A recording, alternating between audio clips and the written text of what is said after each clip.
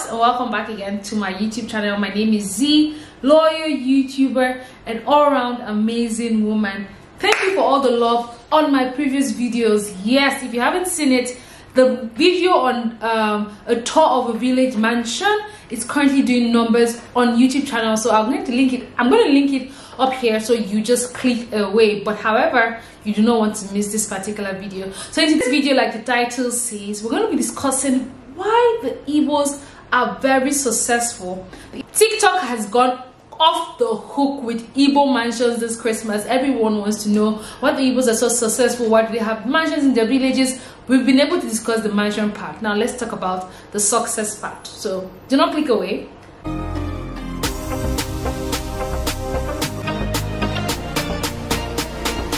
The Igbos are one of the largest ethnic groups here in Nigeria. They're usually celebrated for their successes in entrepreneurship and academia. Basically, most of the billionaires or millionaires you see who are Igbos are core entrepreneurs, businessmen. Most of them are not like professors or people who do like clear-cut white-collar jobs. They are basically businessmen who have excelled in their fields and have become forces to be contended with in that industry. One thing to note about an Igbo man is once he gets into an industry, you should be shaken, because if he doesn't overtake, overtaking is allowed. That's one thing that Igbos know for real, that overtaking is allowed. So the Igbo's successes do not only transcend within the borders of Nigeria, but also abroad as well, and the Igbos cannot be taken as a fluke for any reason whatsoever. I would attribute the success of the Igbo community when it comes to entrepreneurship to three traits. One will be the achievement orientation. Two will be what I'll call the adaptability. Two is what I'll term adaptability. Three is what I'll call individualism. So let's take the first one, which is the achievement orientation. The Igbos are a community-based or community-oriented kind of people, right? Igbos will give credence to those who are self-made billionaires, millionaires, than people who come from wealth. It's not like the elites who come from generational wealth or whatever are not acknowledged, but Igbos will give better credit to people who were nothing, but they toiled and then they became something for themselves. The truth about it is that the Igbos are people who would give you accolades or will give you your flowers while you still have it or while you're still here on it, because they feel like you have achieved it. So the Igbos, you wouldn't find, it's not like we don't have people who come from generational wealth in Igbo land, but we have more self-made billionaires or elites than you would think of, because at the end of the day, it's not like it's all man for himself, but no one wants to be under the other. It's not like it's a competition. It's more like, I don't want you to give me the fish.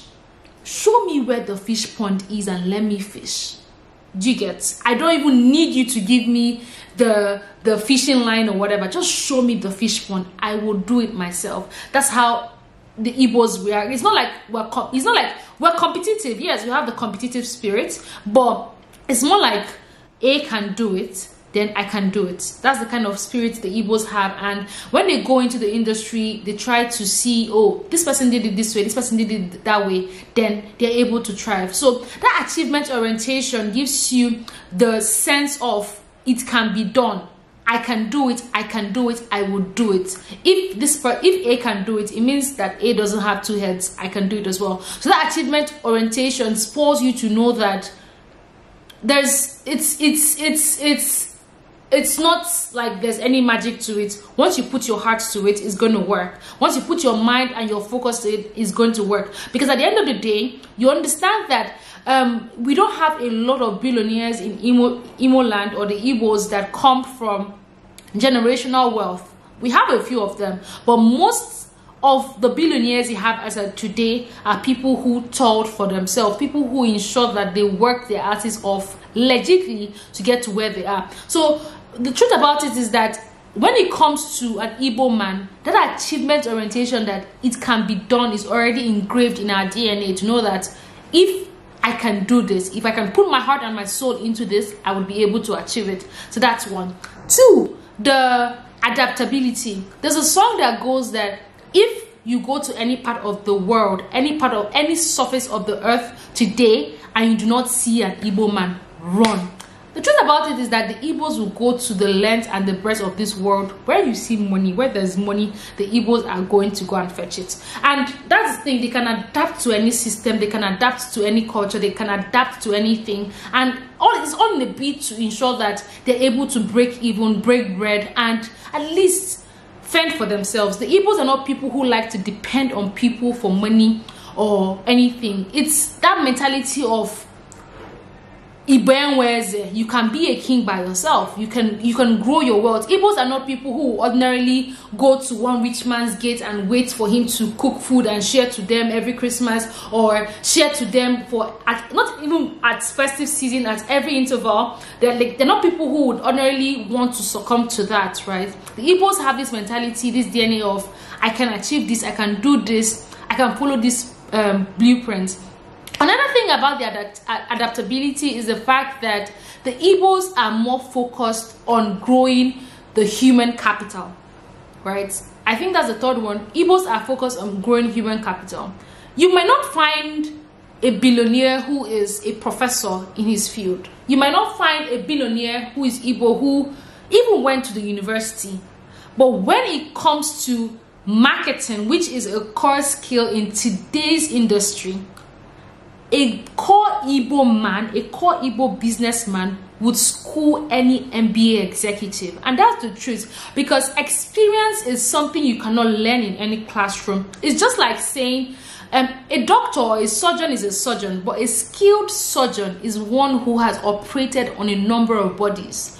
No, it's a no-brainer that anyone can be an entrepreneur, but to be a skilled, successful Igbo man who is an entrepreneur, you can school anyone, even an MBA executive. So the truth about it is that the Igbos grow their human capital. I'm sure that you have seen a lot of Nollywood videos where you see that when a young man becomes of age, his parents take him to his uncle who is successful in the city and say, okay, take him as your child, train him, and let him become like you. So the Igbos believe in the Igbos believe in pupilage, right? You serve your master for a certain number of years, and after a while, he would settle you. The truth about it is, within that 4, 5, 7, 10, 12, 20 years, you're able to serve your master and serve him diligently and treat his business as if it were yours. You're able to acquire knowledge and understanding of the business, the A to Z of the business as it is, and you're able to thrive even when you're on your own. So usually, yes, what you see in Nollywood is not a joke.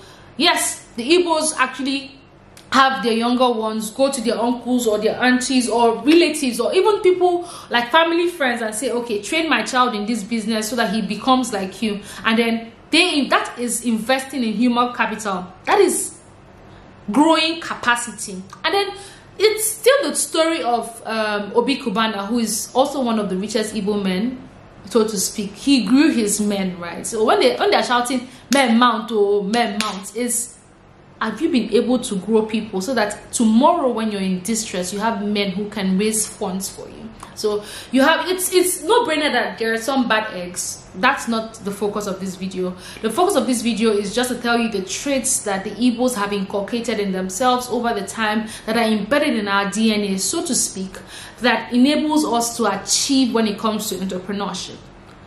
The adaptability spirit, the achievement orientation, individualism, and the human capital growth. We're able to grow. Like if you go to Onitsha, which is the commercial hub of the eastern part of Nigeria, you notice that one Igbo man might have 10 shops, 20 shops, and he has boys.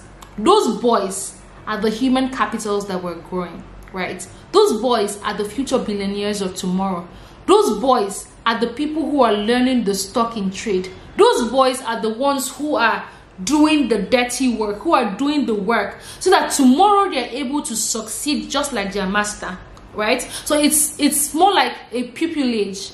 That's the term. It's pupilage. That's the term, right? So they do that for a couple of years, they grow that capital, grow that human resource, and after that, serving their masters diligently, the master is able to set them up. Don't get me wrong, there's some people that after you finish serving them, they will not set you up. That's true.